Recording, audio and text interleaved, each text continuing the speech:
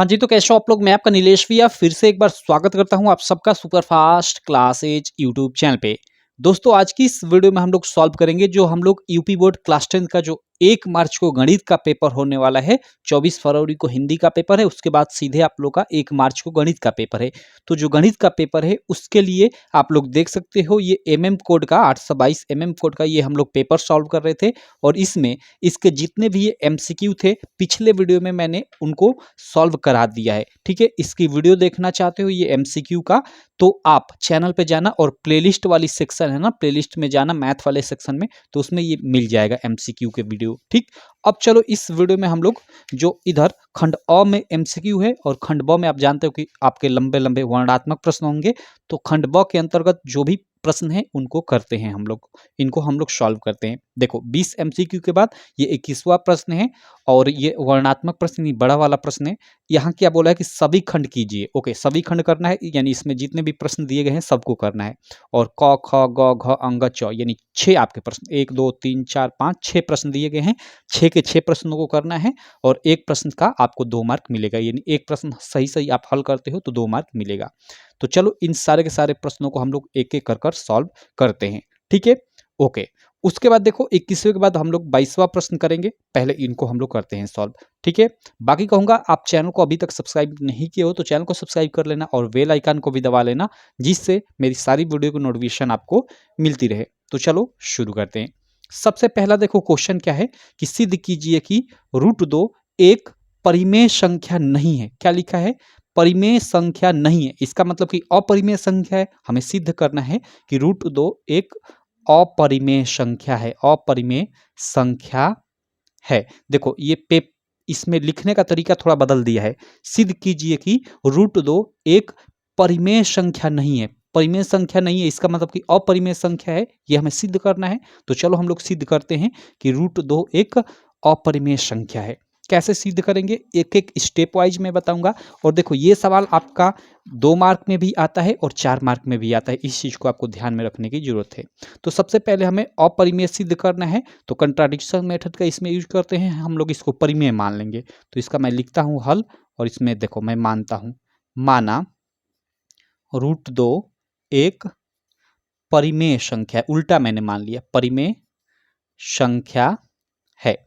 हमें अपरिमेय सिद्ध करना है। ठीक है, तो मैंने इसको परिमेय मान लिया कि यह एक परिमेय संख्या है और परिमेय संख्या है तो हम लिख सकते हैं, यहाँ पे लिख दूंगा, अतः √2 बराबर, भाई कोई भी परिमेय संख्या p/q फॉर्म की होती है, मीन्स p का कुछ मान होगा, q का मतलब q का कुछ मान होगा और इसको हल करने पे ये आया होगा, सिंपल। ठीक, तो √2 बराबर में p/q लिख सकता हूँ और कोष्ठ में लिख देता हूँ मैं यहाँ पे कि जहाँ q equal to not zero, ये q जीरो के बराबर नहीं होता है परिमेय संख्या में, जानते ही हो। तो जहाँ q equal to not zero है, क्लियर, ऐसे लिख दोगे। चलो तथा, तथा p और q आगे लिखोगे, तथा p और q सहभाज्य संख्याओं का युग्म है, सहभाज्य संख्याओं का युग्म है या सहभाज्य संख्या है, ऐसे लिख दोगे।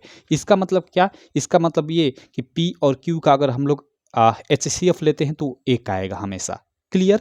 अब देखो यहाँ पे, अब हम लोग देखो √2 बराबर p/q है तो हम लोग दोनों तरफ वर्ग कर देंगे, क्योंकि रूट को हटाएंगे तो यहाँ लिख दो कि दोनों पक्षों का या दोनों तरफ वर्ग करने पर, करने पर। अब √2 का हम लोग वर्क करेंगे तो √2 गुणे √2 यानी रूट में 4 और 4 बाहर निकल कर 2 मतलब बाहर आ जाएगा, और p का वर्ग और q का वर्ग, इन दोनों का वर्ग करेंगे तो ऐसा हो जाएगा। ठीक, मतलब इन दोनों पक्षों का हमने वर्ग कर दिया, तो कुछ इस प्रकार हो गया। अब देखो ये बट्टे में q है तो इधर आकर गुणा हो जाएगा, तो 2q² बराबर p² हो जाएगा, क्लियर। यहाँ पे इसको आप, इसको समीकरण 1 मान लो, इसी को आप समीकरण 1 मान लो।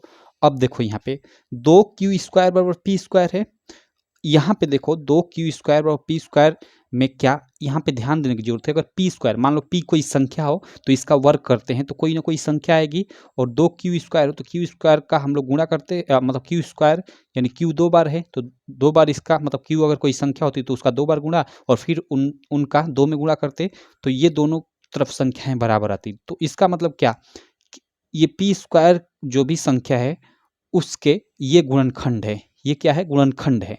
जैसे मैं यहाँ पे 10 इधर है और कोई संख्या मान लो इधर 2 गुणे 5 है, तो इसका मतलब क्या कि 10 के ये दोनों गुणनखंड है, तो उसी प्रकार यहाँ पे भी है। ठीक, तो अगर गुणनखंड है तो कोई भी संख्या अपने गुणनखंड को विभाजित करती है। ठीक है, तो यहाँ पे देखो, यहाँ पे लिख दोगे कि यहाँ 2 कामा लिख दो, पी स्क्वायर को विभाजित करेगा, पी स्क्वायर को विभाजित करेगा। ठीक है, और ये किस रूल से, तो ये आप लिख देना कि अंकगणित की आधारभूत प्रमेय से, अंकगणित की आधारभूत प्रमेय से। ठीक है, मैं शॉर्ट में ऐसे लिख दे रहा हूं, आप अच्छे से लिखना।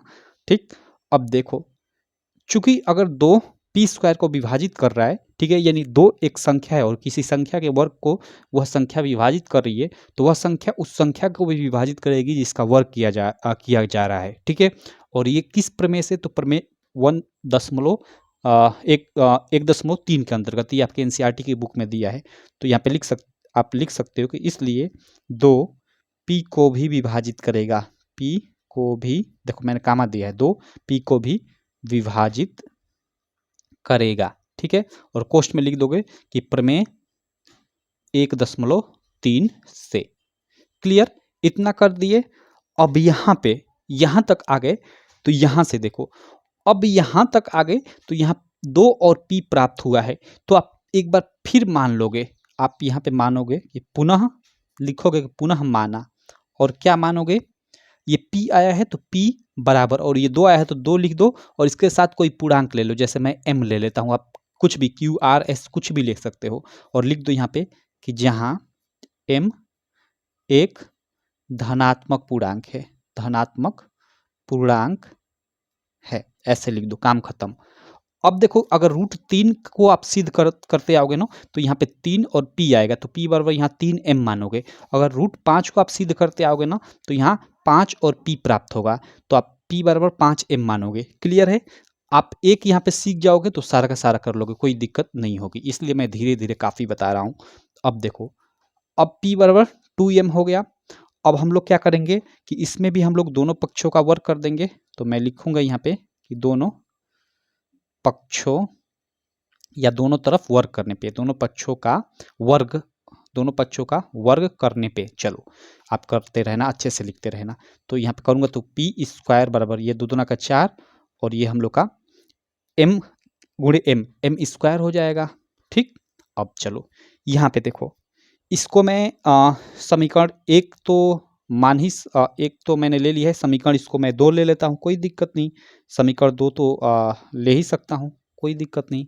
चलो अब देखो, यहाँ पे पी स्क्वायर बराबर 4m स्क्वायर आ गया, और पी स्क्वायर का मान हमें पहले से मालूम है, पी स्क्वायर का मान यहाँ पे 2q स्क्वायर है समीकरण 1 के अनुसार।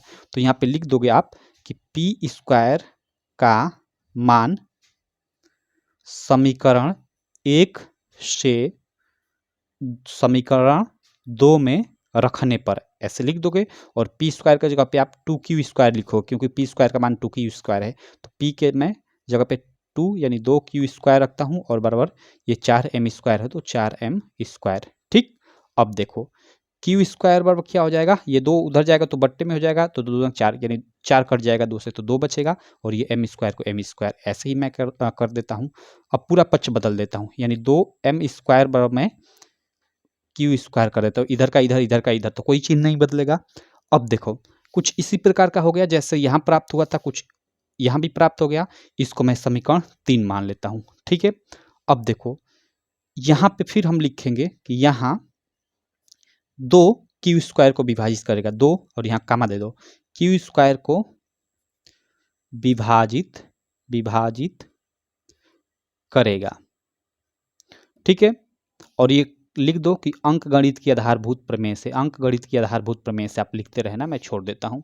ठीक, अब देखो, अगर 2 q स्क्वायर को विभाजित कर रहा है, यानी 2 किसी संख्या के वर्ग को विभाजित कर रहा है, तो 2 उस संख्या को विभाजित करेगा प्रमेय 1.3 से, जो आपकी एनसीईआरटी की बुक में दिया गया है। तो सिंपल यहाँ पे लिख दोगे तब कि इसलिए 2 q को भी विभाजित करेगा, q को भी विभाजित करेगा, और ये लिख दोगे कि प्रमेय 1.3 से। क्लियर, अब देखो यहाँ पे बस हो गया आपका काम। अब थोड़ा सा यहाँ पे लिखने की जरूरत है नीचे। यहाँ पे देखो, हमने ऊपर देखा कि दो पी को भी विभाजित कर रहा है। यहाँ पे समीकरण 1 से हमने देखा कि दो पी को भी विभाजित कर रहा है, और यहाँ समीकरण 3 से हमने देखा कि दो क्यू को भी विभाजित कर रहा है। और यहाँ पे चूंकि पी और क्यू क्या है, सहभाज्य संख्याओं का युग्म है, यानी ऐसी संख्याएं हैं जो मतलब एक के अलावा किसी अन्य संख्या से विभाजित नहीं होंगी। सहभाज्य संख्याओं का मतलब जिनका एचसीएफ एक आए, मतलब ये एक के अलावा किसी अन्य संख्या से मतलब विभाजित ही नहीं होंगी। तो यहाँ पे मतलब ये दो से विभाजित हो रहा है। जैसे ये संख्याएं कुछ इस प्रकार की होंगी, जैसे 3/4 इस टाइप की। तो क्या दो से ये भी कटेगा और ये भी कटेगा? नहीं, ऐसा ये संभव है ही नहीं। तो हम यहाँ पे थोड़ा नीचे एक्सप्लेनेशन में लिख देंगे, मैं बता देता हूँ, आप लिखते रहना। आप लिखोगे कि हमने समीकरण 1 में देखा कि, अब आगे मैं बोलता हूँ आप लिखते रहना। हमने समीकरण 1 में देखा कि दो पी को विभाजित कर रहा है, और समीकरण 3 में हमने देखा कि दो क्यू को भी विभाजित कर रहा है, लेकिन पी और क्यू सह अभाज्य संख्याओं का युग्म है। अतः यह संभव नहीं है कि दोनों P और Q यानी दोनों दो से विभाजित हो जाए। ऐसा विरोधाभास हमारी गलत कल्पना के कारण उत्पन्न हो रहा है कि हमने √2 को एक परिमेय संख्या माना था, इसलिए √2 एक परिमेय संख्या नहीं बल्कि एक अपरिमेय संख्या है। ऐसे यहाँ पे थोड़ा मतलब इतना बड़ा एक्सप्लेनेशन होगा, आप लिख देना, आपका काम खत्म। ये आपको इसका फुल मार्क मिल जाएगा। और ये क्वेश्चन अक्सर आपके 2 मार्क में भी पूछा जाता है और 4 मार्क में भी पूछा जाता है। तो आशा करता हूँ अब इस प्रकार का क्वेश्चन आएगा तो आप कर लोगे। ठीक, आपसे √2 भी पूछा जाता है, √2 पूछा जाता है, √3 और √5, ये 3 संख्याएं पूछी जाती है आपको अपरिमेय सिद्ध करने को। तो √2 का मैं अच्छे से बता दिया, 3 और 5 का इसी बेस पे आप लोग कर लेना, आसानी से हो जाएगा, कोई दिक्कत नहीं होगी। तो चलो, आशा करता हूँ ये क्वेश्चन आपको समझ में आ गया होगा। मैं अगले क्वेश्चन पे चलता हूँ। ठीक है, अगला क्वेश्चन यहाँ पे आप लोग देखो, ये भी काफी शानदार सा क्वेश्चन है। क के बाद ख, क्या कि त्रिभुज पी क्यू आर में, कोई त्रिभुज है पी क्यू आर, उसमें कोण क्यू जो है, ये कोण का चिन्ह है, कोण क्यू जो है 90 अंश है। ठीक है, कोण क्यू यानी क्यू 90 अंश है, इसका मतलब कि ये समकोण त्रिभुज होगा। और दिया है कि यदि tan p बराबर 1/√3 हो तो sine P cos R plus cos P sine R का मान हमें ज्ञात करना है। सबसे पहले तो ये दिखा, तो आपको एक फार्मूला भी दिख रहा होगा, sign A into cos B. देखो बीच में कुछ नहीं गुणा होता है, मीन्स यहाँ पे मतलब गुणा का चिन्ह होता है, तो साइन पी गुणे कॉस आर है। ठीक है, तो वही है, तो sign A into cos B, मतलब पी के जगह पे अगर ए हो और आर के जगह पे बी हो, तो ये फार्मूला आपका बनता है, देखो, sine A into cos B plus cos A into sine B, यानी एक जगह पे पी दे दिया है, तो ये बराबर फार्मूला होता है आपका क्या, साइन ए प्लस बी का। ठीक, साइन ए प्लस बी बराबर होता है sine A into cos B plus cos A into sine B. और यहाँ पे ए के जगह पे आपका पी दे दिया है, तो यहाँ पे पी रख लो, और आपका आर के जगह पे मतलब बी होता है, यानी बी के जगह पे आर दे दिया है। ठीक, तो इसका मतलब कि इस ये किसके बराबर होगा, साइन पी प्लस क्यू के बराबर होगा। ये मैं अभी अभी क्यों बता दिया, ये आगे आपको जरूरत पड़ेगी, इसलिए मैं आपको यहीं बता दिया। तो चलो, बाकी आपको याद भी नहीं है तो कोई दिक्कत नहीं, कोई दिक्कत नहीं। चलो आगे हम लोग करते हैं इस सवाल को। 1 मिनट, यहाँ पे देखो हमें क्या दिया है, एक त्रिभुज दिया है पी क्यू आर, जहाँ क्यू 90 अंश है। ठीक है, तो ये हम लोग का एक समकोण त्रिभुज होगा, इसका मतलब पी क्यू आर में कोण क्यू 90 अंश है, ये कोण हम लोग का क्यू है जिसका मान हमें 90 अंश दिया है। ठीक, तो ये हम लोग का क्यू हो गया, तो ये पी हो जाएगा, ये हम लोग का आर हो जाएगा, या आर इसको रख लो, पी इसको ले लो, कोई दिक्कत नहीं। अब देखो यहाँ पे ये हल है। ठीक है, हल में आप इसी तरह करोगे। अब देखो यहाँ पे ये इतनी चीज हो गई। अब देखो हमें दिया है कि tan p बराबर, हमें दिया है tan p बराबर 1/√3। ठीक है, तो यहाँ पे देखो 1/√3, ये tan में कितने का मान होता है, tan 30 अंश का मान होता है। तो tan p बराबर, इसके जगह पे मैं tan 30 अंश लिख सकता हूँ, क्योंकि tan 30 अंश का मान 1/√3 होता है। तो ये tan दोनों बराबर की तरफ है, मतलब इधर ये tan नीचे आएगा तो कट जाएगा, ये नहीं कट जाएगा ये, तो p का मान आपका 30 अंश हो जाएगा। अब देखो p का मान हम लोग का 30 अंश निकल कर आ गया, यहाँ पे p का मान कितना निकल कर आ गया, 30 अंश। तो चूंकि हम जानते हैं कि त्रिभुज के तीनों अंतःकोणों का योग, किसी भी त्रिभुज के तीनों अंतःकोणों का योग 180 अंश होता है, तो p plus Q plus R बराबर 180 अंश होगा। तो इसलिए यहाँ पे लिखेंगे चूंकि P plus Q plus R, ठीक है, बराबर त्रिभुज लिख दो, चूंकि त्रिभुज P प्लस त्रिभुज Q प्लस त्रिभुज R बराबर 180 अंश। त्रिभुज में बोल रहा हूँ कोण, ठीक है, कोण P प्लस कोण Q प्लस कोण R बराबर 180 अंश, ठीक। अब कोण P का मान हमें दिया है 30 अंश, तो 30 अंश रख लेता हूँ, प्लस कोण Q का मान 90 अंश, ठीक। और हम कोण R का मान हमें अभी ज्ञात करना है, तो कोण R को मैं उसी तरह रहने देता हूँ, बराबर 180 अंश। तो यहाँ से कोण R बराबर हम लोग का क्या हो जाएगा, 180 अंश माइनस ये दोनों जुड़ जाएगा, तो 9 3 12 यानी, और इधर आएगा तो माइनस हो जाएगा क्योंकि इधर प्लस है, तो 120 इधर आकर माइनस हो जाएगा। तो कोण R बराबर हम लोग का ये देखो 5 6 2 8 6 मतलब 60 अंश, ओके। कोण R का मान हम लोगों ने निकाल लिया 60 अंश, ओके। तो हम लोग का P Q R तीनों का हमें मान मालूम हो गया। अब देखो मान मालूम हो गया, तो अब हमें क्या पूछा जा रहा था, हमें पूछा जा रहा था sine P cos R plus cos P sine R का मान, ठीक है। तो लिख देंगे यहाँ पे, अतः या इस प्रकार हम लोग का क्या दिया है, sine P into cos R plus cos P into sine R।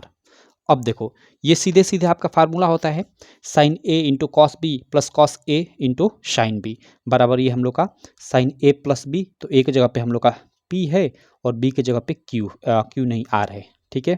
तो ये साइन A प्लस बी का सीधे सीधे फार्मूला ये होता है, तो मैं लिख दिया साइन A प्लस बी, एक जगह पे P और B के जगह पे R, ठीक।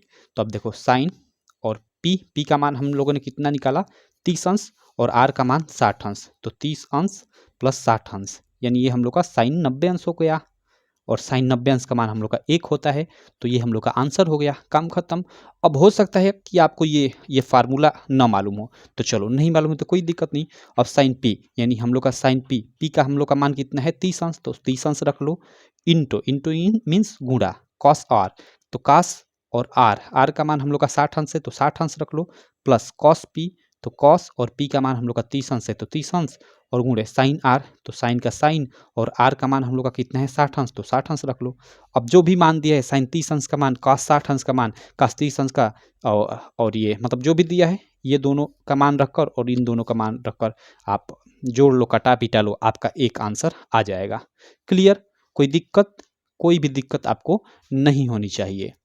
चलो मैं कर ही देता हूँ, क्या दिक्कत। साइन 30 अंश का मान 1/2 गुणे कॉस 60 अंश का मान भाई 1/2 ही होगा, ठीक, प्लस कॉस 30 अंश का मान, तो कॉस 30 अंश का मान √3/2 और गुणे साइन 60 अंश का मान वो भी √3/2 √3/2 और 2। क्लियर, चलो अब देखो ये 1 से गुणा तो 1 ही होगा, 2 दूना का ये 4 हो जाएगा, प्लस ये देखो 3 और √3 गुणा होकर √9 हो जाएगा, और √9 से बाहर 3 मतलब निकल कर आ जाएगा, और ये 2 दूना का 4, ठीक है। अब इसको जोड़ते हैं तो नीचे सेम है तो कोई दिक्कत नहीं, वही रहेगा, ऊपर का जुड़ जाएगा, तो 3 1 4, जो 4/4 कट गया तो 1। तो देखो इस तरीके से भी एक आंसर आ रहा था, इस तरीके से भी एक आ रहा है, और एक और तरीका है, ठीक है। यहाँ पे जैसे हम लोग का tan P का मान दिया है 1/√3, तो भाई tan थीटा बराबर क्या होता है, LAL के अनुसार, अगर आप मालूम नहीं तो लंब बटा आधार होता है, आप जानते ही हो। तो ये हम लोग का एक लंब ये आधार हो गया, तो लंब का मालूम हमें मालूम है, आधार का मान मालूम है, कर्ण का मान मालूम कर लो, और उसके आधार पे भी मतलब चीज़ें आप ज्ञात कर सकते हो, लेकिन वो थोड़ा कठिन हो जाएगा। ये वाला तरीका काफ़ी आसान है, ये वाला, और फिर यहाँ पे ये वाला, अगर फार्मूला आपको मालूम है तो और आसान है, ठीक। चलो आपको कैलकुलेशन नहीं करना पड़ेगा। तो ये हम लोग का सेकंड नंबर सवाल रहा। देखो आपको सवालों में थोड़ा टाइम लग सकता है, क्योंकि एक एक चीज़ें मैं डिटेल में एकदम मान लो कि आप पहली बार पढ़े वैसे बता रहा हूँ, ठीक। क्योंकि यहाँ पे बहुत सारे बच्चे हैं जो काफ़ी पढ़ने में तेज भी हैं, और बहुत सारे बच्चे हैं जो पढ़ने में काफ़ी लो भी हैं, तो मैं लो बच्चों को मान लो पढ़ा रहा हूँ, ऐसे मैं पढ़ा रहा हूँ, ठीक है। चलो तो इसलिए थोड़ा टाइम लग सकता है, लेकिन हाँ चीज़ें आपकी समझ में आएंगी, कोई दिक्कत नहीं। अब देखो हम लोग का ग वाला प्रश्न है कि द्विघात समीकरण, ये हमें द्विघात समीकरण दिया है, इसके हमें मूल ज्ञात करने हैं। मूल ज्ञात करना मीन्स इसको हमें सिंपल हल करना है, कोई दिक्कत नहीं। चलो इसको हल करते हैं हम लोग। अब देखो द्विघात समीकरण हमें क्या दिया है, हमें दिया है 4x² प्लस 3x प्लस 5 बराबर 0। इसको हल करना है, मतलब सिंपल, इस भाई मूल ज्ञात करना है, मतलब हल कर x का मान ज्ञात करना है, तो इसका गुणनखंड वही करेंगे। तो ये 5 का 20 x², 3x को 2 भागों में ऐसे तोड़ेंगे, जिससे हमें मतलब जोड़ने पे तो 3x और गुणा करने पे 20x² आए। तो ऐसा तो मान 4 पच्छे 20, एक का अंतर नहीं यार, 10 दूना का 20, ऐसा हमें दिखाई नहीं दे रहा है। ऐसे नॉर्मल तरीके से इसको हम लोग हल नहीं कर सकते, लग रहा है नहीं कर सकते। तो अगर नॉर्मल तरीके से नहीं हल कर सकते तो श्रीधराचार्य जो सूत्र होता है उसके अनुसार हम लोग लिखेंगे। तो यहाँ लिखेंगे कि श्रीधराचार्य सूत्र से, और श्रीधराचार्य का सूत्र क्या होता है, वो होता है x बराबर, ठीक, यानी x यानी वही x मूल का मान मालूम करने का, वो क्या होता है -b plus minus under root b² - 4ac whole upon में 2a। ठीक है, ये श्रीधराचार्य जी का सूत्र होता है। बाकी इसको हो सकता है आप किसी और नाम से भी जानते हो। तो चलो कोई दिक्कत नहीं। अब देखो -b, अब देखो इसमें b क्या है, a क्या है और c क्या है। तो x² का गुणांक ये a होता है, आप जानते हो, x का गुणांक ये b होता है और ये कांस्टेंट वाला पद c होता है। ठीक, तो चलो चीज़ों को रखते हैं। माइनस और b का मान हम लोग का क्या है, b का मान 3 है तो 3 रख लेता हूँ, और ये plus minus under root b², तो b² यानी 3 का स्क्वायर मैं डायरेक्ट लिख देता हूँ 9, ठीक, माइनस 4ac यानी 4 यानी 4 और गुणे a का मान हम लोग का यहाँ पे 4 है तो 4, और गुणे c का मान हम लोग का 5 है तो मैं 5 रख लेता हूँ, कोई दिक्कत नहीं। और होल अपान में 2a यानी 2 गुणे a का मान हम लोग का 4। ठीक, क्लियर इतनी चीज़ें। अब चलो यहाँ पे बराबर आगे -3 प्लस माइनस अंडर रूट, ये क्या हो जाएगा 9 माइनस चचौका 16 और 16 पच्चे 80 हो जाएगा, कोई दिक्कत नहीं। और बटे में 4 दूना का 8। अब देखो यहाँ पे हम लोग अगर 80 बाई -80 है और ये +9 है, यानी हम लोग का -71 बचेगा। तो -71 बचेगा तो ये तो भाई मूल काल्पनिक हो जाएंगे, इसका मतलब कि मतलब इसका हल पूर्ण रूप से नहीं होगा। ठीक, तो चलो कोई दिक्कत नहीं, यहाँ पे हम लोग -3 और एक बार प्लस वाला, ये प्लस वाला ले लेते हैं एक बार, और एक बार हम लोग माइनस वाला अलग अलग यहीं पे कर लेते हैं। ये x बराबर x बराबर x बराबर लिखते जाओ, तो x बराबर -3 और एक बार मैं प्लस वाला ले लेता हूँ, रूट में -71 इसका मान होगा, और बटे में ये 8 और कामा एक ये -3 और एक ये माइनस वाला ले लेता हूँ, माइनस अंदर रूट 71 बटे में 8, और यही हम लोग का आंसर हो जाएगा। इसके आगे ये हल नहीं होगा क्योंकि ये रूट में माइनस आ गया, मतलब ये काल्पनिक मूल क्या होगा, काल्पनिक होगा। ठीक है, सिंपल। चलो काम खत्म, यहीं पे आप छोड़ दोगे, यहीं पे आंसर लिख दोगे। तो इस प्रश्न को आप इस प्रकार कुछ करोगे। ठीक, चलो तो ये क्वेश्चन नंबर हम लोग का इसमें का ग भी हो गया, यानी तीसरा भी हो गया। अब चलो क्वेश्चन नंबर 4 जो है इसको कर लेते हैं। ये क्या दिया है, बिंदु, ये हमें बिंदु दिया है ए और बी और उसका निर्देशांक दिया है। ठीक, को जोड़ने वाले रेखाखंड की लंबाई ज्ञात कीजिए, कोई दिक्कत नहीं, रुक जाओ एक सादा पेज लेता हूँ। यानी दो बिंदुओं के बीच की दूरी का हमें फार्मूला यहाँ पे यूज करना है। घ वाले सवाल में हल करते समय आप फिगर बनाना चाहो तो वो भी बना सकते हो, जैसे एक बिंदु यहाँ, एक बिंदु यहाँ। ठीक, ये दो बिंदु है और ये ए है, ये बी है। ए का निर्देशांक हमें 2, -2 दिया है और बी का निर्देशांक हमें 3, 7 दिया है। ठीक है, कोई दिक्कत नहीं। अब इसके बीच की हमें दूरी पूछा जा रहा है, तो यहाँ लिख दोगे ए बी के बीच की दूरी बराबर, और वो दूरी सूत्र आप लगा दो, क्या होता है under root x2 - x1 whole का वर्ग प्लस y2 - y1 होल का वर्ग, ये होता है हम लोग का फार्मूला। अब चलो, और ये आपका जानते हो ये क्या होता है x1 y1, ये हम लोग का x2 y2। ठीक, अब चलो तो जो चीज़ें हैं उनको हम लोग रख लेते हैं, कोई दिक्कत नहीं। तो देखो यहाँ पे बराबर x2, तो x2 हम लोग का 3 है, माइनस x1 हम लोग का 2 है और इसका होल वर्ग है तो होल वर्ग, प्लस y2 हम लोग का 7 है, माइनस y1 -2 है तो ये माइनस माइनस प्लस हो जाएगा 2, और इसका होल वर्ग है तो होल वर्ग, कोई दिक्कत नहीं। अब देखो 3 में से 2 गया 1, 1 का वर्ग 1 ही होगा, और ये अंडर रूट में प्लस 7 2 9 और 9 का वर्ग है तो 9 81। ठीक है, तो ये 81 हो गया। अब 81 1 82, तो अंडर रूट 82, और 82 तो बाहर निकलेगा नहीं, तो यही आंसर हो गया। और यहाँ पे मात्रक आप लिख दो, ठीक है, नहीं भी लिखोगे तो कोई दिक्कत नहीं, यही आपका आंसर हो गया, खत्म। तो ए और बी के बीच की दूरी रूट में 82 मात्रक होगी, काम खत्म। तो ये हम लोग का क्वेश्चन नंबर, देखो छोटा सा सवाल रहा, इसका 2 मार्क मिल गया, इतना छोटा सा मात्र। और थोड़ा देखो इसी में ये जैसे ये सवाल बड़ा था तो छोटा बड़ा आपका पेपर बनता है ना, तो वो मतलब मिक्स टाइप का कर बनता है। आप जानते हो कि पूरे पेपर बनेगा तो 7 कोडों का बनेगा। तो पेपर को ऐसे बनाया जाता है ना कि किसी लड़के को भारी पेपर ना मिले, किसी को मतलब हल्का, मतलब किसी को कठिन ना मिले, किसी को पूरा लोही ना मिले, मिक्सअप कर अच्छे से बनाया जाता है। ठीक, चलो, तो ये हम लोग का क्वेश्चन नंबर इसमें का चौथा हो गया। पांचवा देखते हैं। पांचवा भी काफी आसान सवाल है, कोई दिक्कत नहीं, कोई बड़ी बात नहीं। ये क्या है कि बिंदु ए के निर्देशांक ज्ञात कीजिए, जहां ए बी एक वृत्त का व्यास है जिसका केंद्र दिया है हमें, तथा बी के निर्देशांक हमें दिया है। ठीक, कोई दिक्कत नहीं। देखो इस सवाल को भी हम लोग आसानी से कर लेंगे। कैसे? तो देखो अंग वाला है ना ये। चलो, बिंदु एक निर्देशांक ज्ञात कीजिए जहां ए बी वृत्त का एक व्यास है। ठीक है, हमें वृत्त बोला जा रहा है, वृत्त का व्यास है, तो यहाँ बना लेता हूँ, कोई दिक्कत नहीं। यहाँ पे एक वृत्त मैं बना लेता हूँ। ठीक है, और ये केंद्र हो गया, और व्यास बोला जा रहा है तो व्यास जानते हो, ये बीचों बीच जो जाता है केंद्र से होते हुए ये व्यास होता है, यहाँ पे केंद्र है। ठीक, अब देखो ए बी, हमें ए बी दिया है, तो ये ए हो गया मान लो बिंदु, ये बी हो गया, ये ए बी व्यास हो गया, जिसका केंद्र केंद्र का हमें निर्देशांक दे दिया है 2, -3। ठीक है, कोई दिक्कत नहीं। तथा बी का निर्देशांक हमें दिया है, इस बी बिंदु है, इसका निर्देशांक 1, 4 दिया है। ठीक, तो हमें बिंदु ए के निर्देशांक ज्ञात करना है। शुरू में ही बोल दे कि तो ए के निर्देशांक ज्ञात कीजिए, यानी इसका हमें निर्देशांक ज्ञात करना है। ठीक है, तो देखो ये सिंपल एक रेखा है भाई ये। ठीक है, और ये केंद्र है, तो केंद्र भाई व्यास, ये व्यास है। ठीक है, और ये केंद्र है, तो केंद्र क्या होता है? किसी भी व्यास का मध्य बिंदु होता है, तो इसका मतलब कि ये मध्य बिंदु है, और मध्य बिंदु का हमें निर्देशांक दिया है, और ये बी पॉइंट है, ये ए पॉइंट है, यानी जो मध्य बिंदु का निर्देशांक है उसी फार्मूले का यूज कर इसका हम लोग जो भी निर्देशांक है उसको मालूम करेंगे। तो यहाँ पे मान लो बिंदु एक निर्देशांक x1, y1 है। ठीक है, और ये निर्देशांक हमें दिया है, ये x2, y2 है, और ये आपका x निर्देशांक दिया है मिड, और ये y निर्देशांक दिया है। ठीक, कोई दिक्कत नहीं। आप ऐसे लिखोगे नहीं, मतलब मैं ये आपको लिखना नहीं है, ये चीज़ें मैं आपको समझाने के लिए लिख दिया, इतनी चीज़ें आप करोगे। अब यहाँ पे लिखोगे कि मध्य बिंदु का निर्देशांक, मध्य बिंदु का निर्देशांक,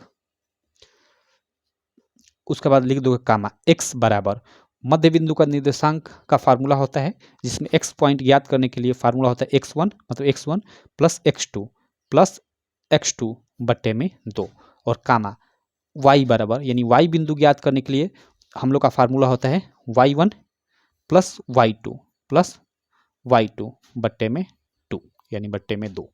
क्लियर? अब चलो हम लोग याद कर लेते हैं। अब यहाँ पे देखो x तो हमें मालूम है, यानी हमें x क्या है? मध्य बिंदु का x कोऑर्डिनेट, यानी x निर्देशांक, तो वो 2 है, तो 2 रख लेता हूँ, बराबर x1 हमें नहीं मालूम है, वही तो हमें मालूम करना है, प्लस x2 तो हमें मालूम है 1, तो 1 रख लेते हैं, बट्टे में ये 2 है तो 2, और कामा इधर y, भाई y क्या है? मध्य बिंदु का y निर्देशांक, तो ये -3 दिया है, बराबर y1 तो हमें मालूम नहीं है, वही हमें मालूम करना है, तो y1 को उसी तरह रहने देता हूँ, प्लस y2 की जगह पे यहाँ पे 4 है, तो 4 बट्टे में हम लोग का ये 2 है तो 2। बस इसको हम लोग हल करते हैं, 2 दूना का 4 बराबर ये x1 प्लस 1। ठीक, और एक कामा बीच में है तो उसको उसी तरह, ये 2 3 6 -6 बराबर ये y1 प्लस 4। ठीक, अब देखो ये एक इधर आकर माइनस हो जाएगा, यानी 4 - 1 3, यानी x1 बराबर हम लोग का क्या हो जाएगा? 3, तो x1 का मान हम लोग का 3 आ गया। ठीक, उसी प्रकार देखो यहाँ पे ये 4 इधर आकर हम लोग का माइनस हो जाएगा, क्योंकि इधर प्लस है, तो इधर आकर माइनस, तो -6 -4 -10, यानी -10 बराबर y1, यानी वही y1 का मान हम लोग का -10 आ गया। तो ये हम लोग का x1 का मान 3 और y1 का -10, यही हम लोग का क्या हो जाएगा? दोनों हम लोग का आंसर हो जाएगा।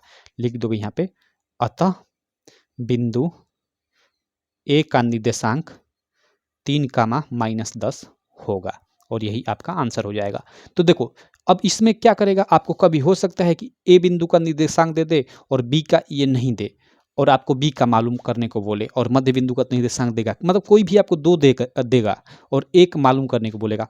कोई दिक्कत नहीं, ये जो फार्मूला है आप इस पे रखते जाओ और चीज़ें ज्ञात करते जाओ, कोई दिक्कत नहीं होगी। ठीक, बस इस चीज़ का ध्यान रखना कि ए बिंदु का जो निर्देशांक होगा वो x1 y1 उसको लोगे फार्मूले के अनुसार, और इसको बी वाले को x2 सॉरी y1 y2 लोगे, और बीच वाला जो है उसको x और y लोगे। ठीक है, तो इस चीज़ को आप ध्यान देना। बस आपका कोई भी 2 का निर्देशांक दे दे, एक तीसरे को पूछ दे, आप आसानी से कर लोगे। ठीक है मेरे भाई, चलो तो ये हम लोग का इस फार्मूले पे ये मेन फार्मूला है, इस प्रकार के सवाल होते हैं। आगे चलते हैं। अब हो सकता है कभी कभी आपको ना मतलब एक ही निर्देशांक ज्ञात करने को बोले, जैसे ये दो बिंदु दिया है ना, तो इन दोनों का निर्देशांक दे दे और यहाँ से x निर्देशांक मध्य बिंदु का गायब कर दे, और y दिया रहे, तो हमें y दिया रहे तो y से कोई मतलब नहीं, x ज्ञात करना है तो केवल ये x वाला फार्मूला यूज कर कर और ये x मध्य बिंदु का निर्देशांक ज्ञात कर सकते हो। ठीक है, सिंपल। चलो भाई, तो ये हम लोग का क्वेश्चन नंबर 5 भी हो गया, अंगा मीन्स वही 5। अब क्वेश्चन नंबर 6 करते हैं भाई, यानी 4 वाला। ये देखो, ये सवाल मैंने आपको करा दिया है। ठीक है, ये सवाल मैंने 1 नंबर के सवाल में करा दिया है। मैं आपको बोला था कि ऐसा सवाल आपका 1 नंबर में भी आता है और 2 नंबर में भी आता है। देखो इधर मैं आपको दिखाता हूँ, कहीं था, हाँ देखो यहीं पे दिखाई दिया, ये 1 नंबर में भी आता है। और 1 नंबर में आएगा तो थोड़ा देखो ये चीज़ें थोड़ा कम दिया रहेगा, मतलब 0 से 10, 10 से 20, 20, मतलब आसान सा सवाल देगा। और यहाँ पे देखो थोड़ा कठिन सा दिया है, मतलब यहाँ पे ये वर्ग अंतराल है तो मध्य मान निकालने में थोड़ा मतलब टाइम लगेगा, बस यही अंतर होता है, नहीं तो सवाल करने का तरीका एक ही होता है। तो चलो कोई दिक्कत नहीं, इसको भी हम लोग कर लेते हैं। 1 मिनट, हमें निविष्ट सारणी का हमें माध्य ज्ञात करना है। माध्य यानी वही समांतर माध्य। तो ये वर्ग अंतराल और बारंबारता दी है, तो वर्ग अंतराल यहाँ पे दिया है, तो वर्ग अंतराल मैं लिख लेता हूँ। ठीक, वर्ग अंतराल हमें दिया है, तो ये हम लोग का वर्ग अंतराल की सारणी हो गई। और ये क्या दिया है, 10, 25, 25, 40, 25, 40, 40, 55, 40, 55, उसके बाद 55 से 70, 55 से 70, उसके बाद क्या दिया है, 70 से 85, 70 से 85, और फिर 85 से 100। ठीक है, 85 से 100, ठीक है ना। 10, 10, 25, 25, 40, 40, 55, 55, 70, 70, 85, 85, 100। ठीक, कोई दिक्कत नहीं। अब देखो वर्ग अंतराल दे दिया है, उसके बाद हमें बारंबारता दे दिया है, कोई दिक्कत नहीं, हम लोग बारंबारता भी लिख लेते हैं। यहाँ पे लिख लेता हूँ बारंबारता। ठीक है, और ये हमें क्या दिया है, बारंबारता। बारंबारता देखो, बारंबारता को ध्यान देना, हम लोग एफ से डिनोट करते हैं, या एफ आई से, नीचे छोटा सा ये आई। ठीक, ये हमें दिया है, इसका 2 दिया है, तो 2, 25 से 30 जो वर्ग अंतराल है उसकी बारंबारता हमें 3 दिया है। ठीक, उसके बाद हमें इसका 7, उसके बाद हम लोग का इन तीनों का 6, 6, 6 दिया है। ठीक, तो वो जो दिया है मैंने लिख लिया। अब देखो, समांतर माध्य ज्ञात करने के लिए सबसे पहले आपको फार्मूला मालूम होना चाहिए। समांतर माध्य का फार्मूला होता है समांतर माध्य, जिसको हम लोग x बार से डिनोट करते हैं। x बार बराबर summation F I into means गुणा एक्स आई बट्टे में समेसन एफ आई। ठीक है, यहाँ पे समेसन, इसको सिग्मा भी कितने लोग बोलते हैं, तो इसका मतलब होता है योग। तो summation F I into X I, मतलब एफ आई यानी जो बारंबारता है, और एक्स आई क्या होता है, वो मध्यमान होता है। तो जो बारंबारता है और मध्यमान है, सभी का यहाँ पे गुणनफल का योग, कहने का मतलब ये है इसका। और समेसन एफ आई मीन्स जितनी भी एफ आई है उसका योगफल, यानी एफ आई है जितनी भी है इनका योगफल। तो समेसन एफ आई हमें जरूरत है, तो इनका योगफल हम ज्ञात कर लेते हैं। समेसन एफ आई यहीं पे बराबर वो क्या हो जाएगा, 6, 6, 6 यानी 18, 18 2 20 और 7 3 10 यानी 30, यानी समेसन एफ आई का मान हम लोग का 30 है। ए यार, ये क्यों मैं कर रहा हूँ, समेसन एफ आई का मान हमें 30 है, तो इसका तो हमें मालूम हो गया। अब summation F I into X I का हमें मान मालूम ज्ञात करना है। तो एफ आई का तो हमें ये सारा का सारा मान मालूम है, एक्स आई ज्ञात करना है। अब एक्स आई क्या होता है, ये होता है मध्यमान। तो यहाँ पे मैं लिखता हूँ मध्यमान, मध्य मान, या वर्ग चिन्ह भी इसको बोलते हैं, एक्स आई। इसको कैसे निकालते हैं, ये दोनों हम लोग जोड़ते हैं और उसका आधा कर देते हैं। जैसे 10 और 25 हम लोग जोड़ेंगे तो ये कितना होगा, 35, और 35 का आधा 70 दोनों का 34, यानी 17.5 आपका हो जाएगा, 17.5 हो जाएगा। ठीक, 25 40, 25 40 को हम लोग जोड़ेंगे और फिर इसका आधा करेंगे, और उसके बाद यहाँ पे जो भी माना है लिख लेंगे। तो चलो इस वीडियो को मैं पॉज कर इसको जल कर मैं लिख लेता हूँ, क्योंकि वीडियो लंबी ना हो। ठीक है, चलो 1 मिनट। ओके, चलो मैंने वीडियो पॉज कर और इसको अच्छे से, इन दोनों को जोड़ा उसका आधा किया, इन दोनों को जोड़ा उसका आधा किया, इन दोनों को जोड़ा उसका आधा किया, और कर मैंने ये लिख लिया। तो ऐसे आपको मध्यमान ज्ञात करना है। तो ये मध्यमान हो गया। हमें जरूरत क्या है, एफ आई इंटू एक्स आई, यानी जो ये एफ आई और एक्स आई है, इन सभी का यहाँ गुणनफल हम लोग एक एक बार करेंगे और फिर सबका योग करेंगे। ठीक, तो ये भी लंबा प्रोसेस है भाई, इनको फिर इनका गुणा करना, इनका गुणा करना, इसका गुणा करना, इसका, और फिर सबको जोड़ना। तो चलो इसको भी मैं वीडियो पॉज कर और कर लेता हूँ इत्मीनान से, अच्छे से टाइम लेकर कि कहीं गलती ना हो। और वीडियो पॉज इसलिए कर रहा हूँ कि भाई करूँगा तो वीडियो उसी में 5 मिनट लग जाएगा। तो चलो वीडियो में पॉज कर लेता हूँ थोड़ा-सा। ओके, चलो भाई, तो मैंने इसको भी लिख लिया। हमें चूँकि समेशन fi इंटू xi की फार्मूले के अनुसार ज़रूरत है, तो मैंने क्या किया, यहाँ पे एक थर्ड रो भी बना दी है। इसमें समेशन fi इंटू xi, यानी समेशन fi और xi दोनों का यहाँ पे गुणनफल।